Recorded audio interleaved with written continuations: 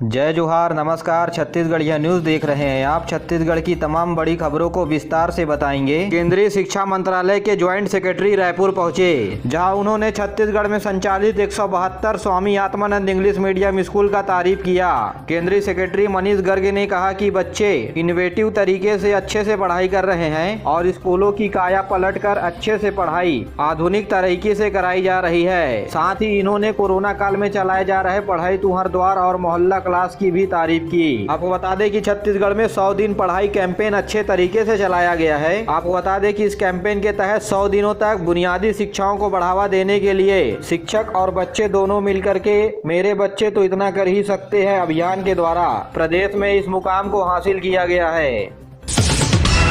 छत्तीसगढ़ के हृदय में बसे महानदी के किनारे शिवरी नारायण में पुन्नी मेले का आयोजन शुरू हो गया है, जहां मौजूद त्रिवेणी संगम में भक्त स्नान कर भगवान के दर्शन करते हैं। मेले के पहले दिन हजारों की तादाद में भीड़ देखने को मिली। मान्यता है कि भगवान जगन्नाथ इस दौरान भगवान शिवरी नारायण के मंदिर में विराजमान होते हैं और इनके दर्शन करने के लिए भक्तों का तांता लगा रहता है। तो वहीं दूसरी ओर छत्तीसगढ़ के विभिन्न इलाकों से शिवरी नारायण मेला धाम में उपस्थित हुए। आपको बता दें कि सबसे प्राचीन और छत्तीसगढ़ के सबसे बड़े मेले के नाम पर शिवरी नारायण मेले का नाम विख्यात है। प्रदेश के साथ साथ देश भर के लोगों का शिवरी नारायण मेले में आना होता है। शिवरी नारायण के नगरीय निकाय के अध्यक्ष ने सरकार को धन्यवाद देते हुए कहा कि जन सहयोग के चलते सफल मेले का आयोजन किया जा रहा है।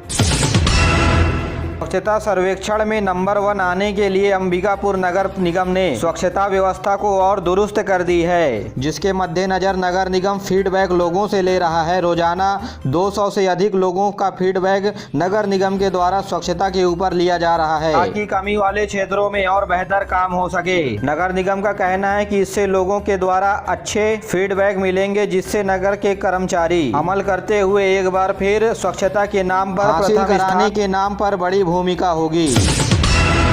सोशल मीडिया में अब भाजपा को टक्कर देने के लिए कांग्रेस भी अब जिला स्तर पर कांग्रेस पार्टी मीडिया प्रभारी नियुक्त करेगी। साथ ही ब्लॉक स्तर पर कांग्रेस के प्रवक्ता भी बनाए जा रहे हैं और इन प्रवक्ताओं को व्हाट्सएप, ट्विटर, फेसबुक के जरिए जोड़ा जाएगा, जहां कांग्रेस के कार्यकर्ता ब्लॉक स्तर पर कांग्रेस की योजनाओं का प्रचार प्रसार कर सकेंगे। सरकार की योजनाओं को जन जन तक पहुँचाने की जिम्मेदारी इनकी होगी। प्रदेश के 307 ब्लॉक में 2-2 प्रवक्ताएं बनाए जाएंगे। फिलहाल अभी बूथ स्तर पर सोशल मीडिया की कमेटी है और इन सभी समिति के प्रवक्ताओं को प्रशिक्षण भी दिया जाएगा। रायपुर में सभी पुलिस पदाधिकारियों की बैठक लेकर के आईजी छावड़ा ने सभी को गुंडे बदमाशों के खिलाफ सख्त कदम उठाने के निर्देश दिए। सिविल लाइन थाना इलाके में बैठक के दौरान उन्होंने कहा कि अपने थाने के क्षेत्र में आने वाले बदमाशों के खिलाफ कड़ी कार्रवाई करने के लिए प्रतिबद्ध किया है। साथ ही सूचना तंत्र को मजबूत करने के लिए मोहल्ला के बुद्धिजीवियों को मिलाकर के सूचना तंत्र के संगठन को मजबूत बनाने को कहा है। बैठक में नशे की भी समीक्षा की गई। इस दौरान थानेवार नशे के चलते हुए अपराधों की समीक्षा की गई। साथ ही नशे के सौदागर के खिलाफ बड़ी कार्रवाई करने के लिए नारकोटिक्स विंग बनाने की भी बात कही गई। चली मैराथन बैठक में शहर के एसएसपी प्रशांत अग्रवाल, सभी सीएसपी, एएसपी समेत शहर और ग्रामीण क्षेत्र के थानेदार भी मौजूद रहे। बस्तर जिले के पहचान बन चुकी घोटपाल मेले का शुरुआत हो चुका है। इस मेले में आदिवासी संस्कृति की बहुरूपी झलक देखने को मिलती है। इस मेले के बारे में कई अवधारणाएं प्रचलित है। आसपास के ग्रामीण क्षेत्रों के देवी देवता भी इस मेले में शिरकत करते हैं। इस मेले की शुरुआत से ही दक्षिण बस्तर में मड़ई मेले भरने की शुरुआत होती है। प्रतीक के रूप में अंगाकोरा देवता के मोर से सजे चौकोर रूप से लंबे विग्रहों को धारण किए हुए और उनके साथ अपार जन समूहों का थिरकना इस मेला को और सुंदर बनाती है। छत्तीसगढ़ के उच्च न्यायालय और अधीनस्थ न्यायालयों में सुनवाई फिर से शुरू हो गई है। इस संबंध में न्यायालयों ने आदेश जारी कर दिए हैं। गौरतलब है कि कोरोना संक्रमण की वजह से न्यायालयों में वर्चुअल सुनवाई हो रही थी।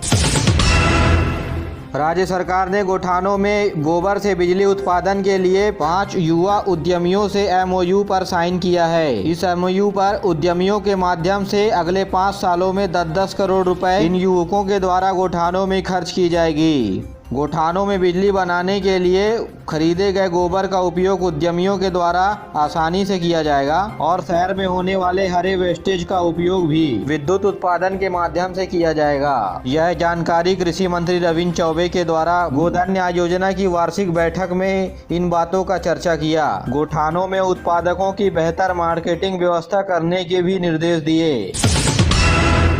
अगले सत्र से छत्तीसगढ़ के विभिन्न स्कूलों में टैबलेट से पहले टॉयलेट अभियान चलाया जाएगा। इसके तहत प्रत्येक गांव और प्रत्येक शहर के स्कूलों में आदर्श शौचालय के तहत सभी स्कूलों में शौचालय का निर्माण कराया जाएगा और शौचालयों में पूरी तरीके से ड्रेनेज सिस्टम का भी उपयोग किया जाएगा। साथ ही इनके विशेष सफाई और रख रखाव के लिए बेहतर प्रबंधन किए जाएंगे। यानी आने वाले साल 1.5 सालों में प्यून के पदों पर छत्तीसगढ़ में भर्ती देखने को मिल सकती है।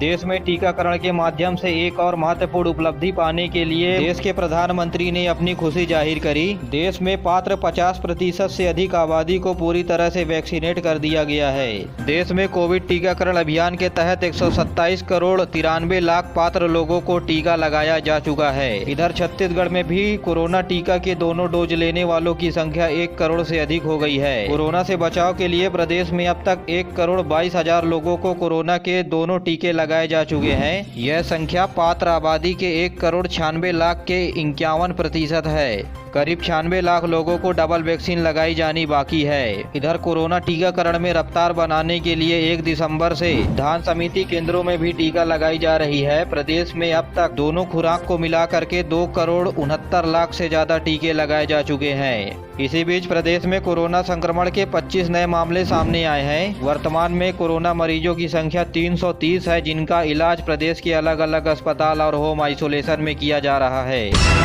राजधानी रायपुर में अंतर्राज्यीय शराब सप्लाई गिरोह का खुलासा हुआ है। हरियाणा की 77 पेटी शराब जब्त की गई है, जिसमें 396 नग शराब की बोतलें हैं। साथ ही 3 तस्करों को गिरफ्तार भी किया गया है। 3 वाहनों समेत कुल शराब की कीमत 24 लाख रुपए बताई गई है।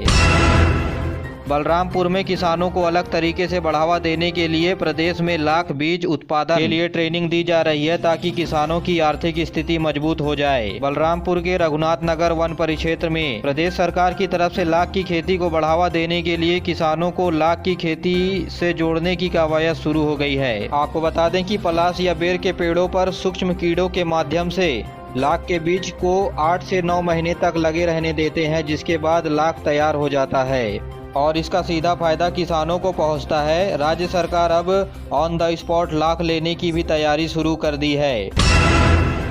और अब पेश है मौसम का हाल। उत्तर पूर्व की ओर से आने वाले हवा के चलते अगले 24 घंटे के दौरान मौसम शुष्क रहने का अनुमान है। तूफान जवाद के चलते राजधानी रायपुर समेत नमी के चलते प्रदेश भर में बादल छाई रही। जवाद तूफान के चलते रेलवे ने आंध्र प्रदेश उड़ीसा से आने वाली ट्रेनों का परिचालन रद्द कर दिया है। इनमें छत्तीसगढ़ से होकर के जाने वाली अहमदाबाद पुरी एक्सप्रेस और दुर्ग पुरी एक्सप्रेस को रद्द कर दिया है। मेरे प्यारे साथियों, आज के लिए बस इतना ही। वीडियो पसंद आए तो वीडियो को लाइक करें, चैनल को सब्सक्राइब करें और अपने दोस्तों के साथ जरूर शेयर करिए। दीजिए मुझे इजाजत, मिलती है अगले वीडियो में। तब तक के लिए जय हिंद, जय छत्तीसगढ़।